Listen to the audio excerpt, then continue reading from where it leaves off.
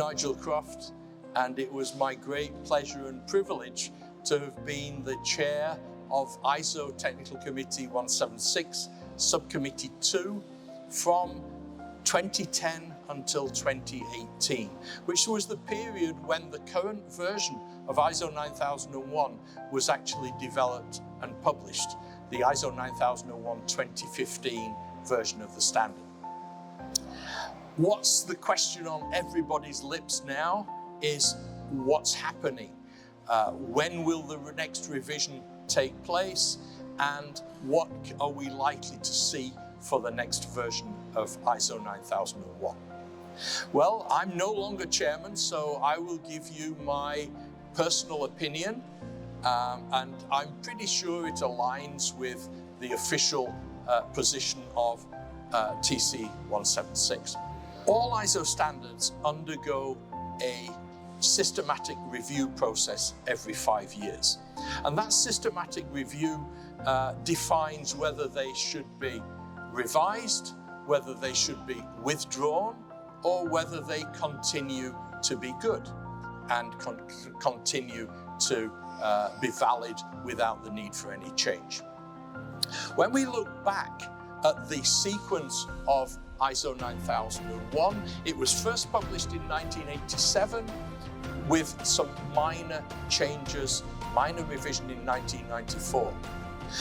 In the year 2000, there was a major change to the standard when we introduced the idea of the process approach to management, and a very, very small revision in the year 2008, which lasted up until 2015, when we brought in the concepts of not only managing the process, but what we call outcomes matter.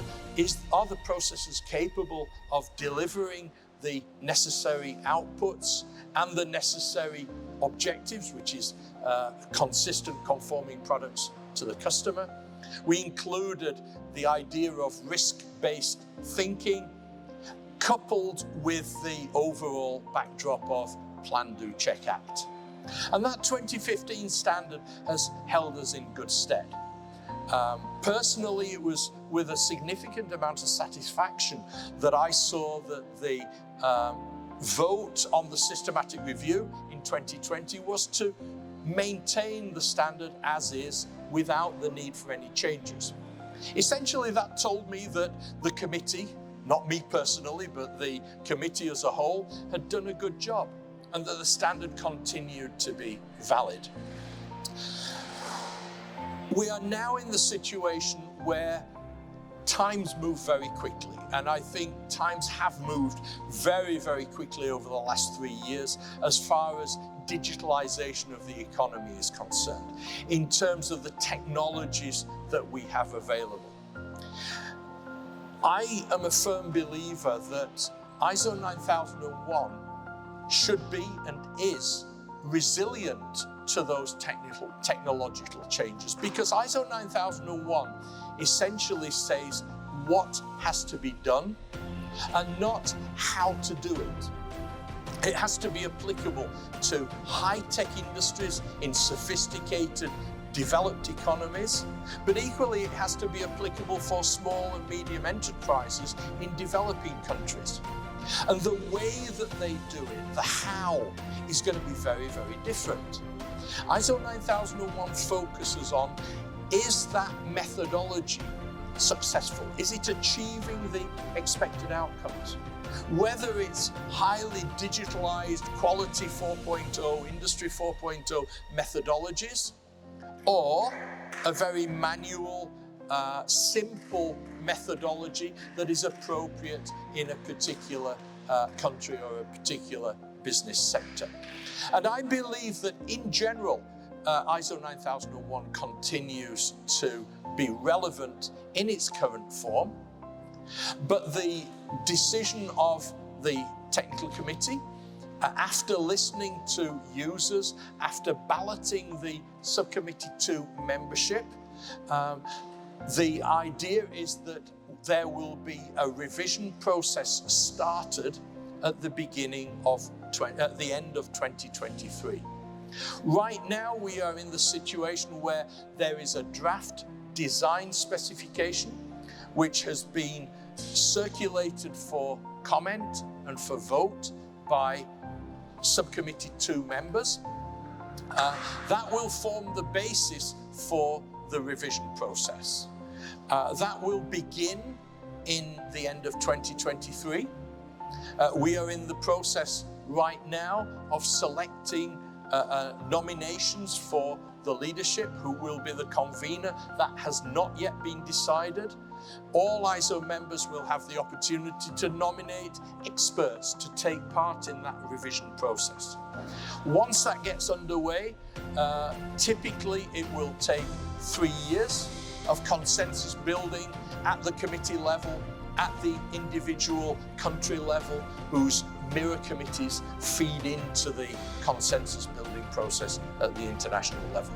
So we can expect to see, I may be wrong, but we can expect to see the next revision of ISO 9001 coming out towards the middle or the end of 2026.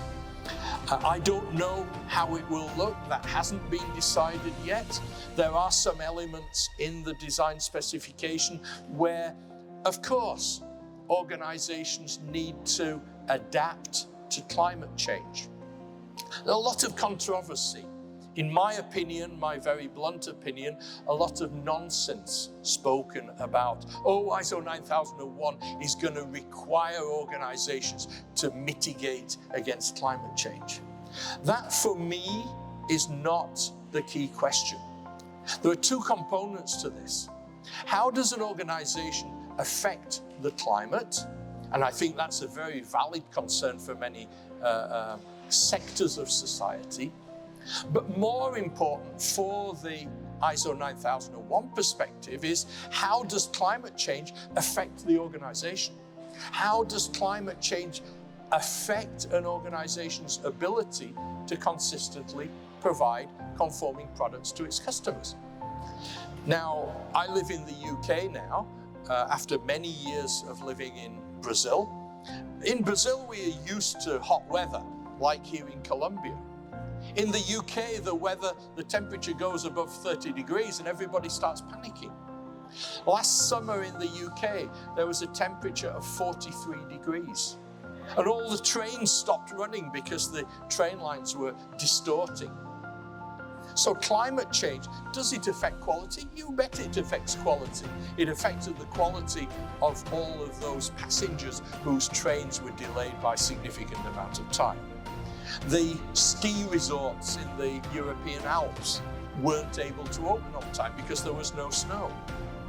There were construction workers fainting because they weren't used to the heavy, high temperatures that they were being required to work in. So, 2 components. How does an organization affect the climate? Which in pure quality terms is a secondary consideration. Not that it's not important, and you bet it's important if stakeholders and customers are starting to require organizations to be climate conscious.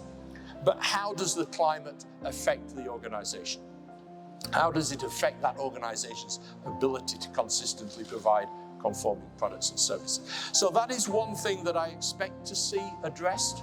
It will be controversial, there will be a lot of discussion, but that's what ISO is about. Gradually building consensus. So I wish all of the quality professionals who will be involved in this journey, I wish everybody the most success possible. Personally, I won't be taking part in this. I'm now 67 years old and we have a wonderful new generation of experts coming through. So that's my view on where I see ISO 9001 going, and I hope that is useful. Obviously, for the update here in Colombia, ICONTEC is the national standards body for Colombia and is an active participant in the development of ISO 9001. I hope that gives you a good explanation, and I wish ICONTEC and all the colleagues in the quality profession a very successful journey as we move towards the next version of ISO 9001. Thank you.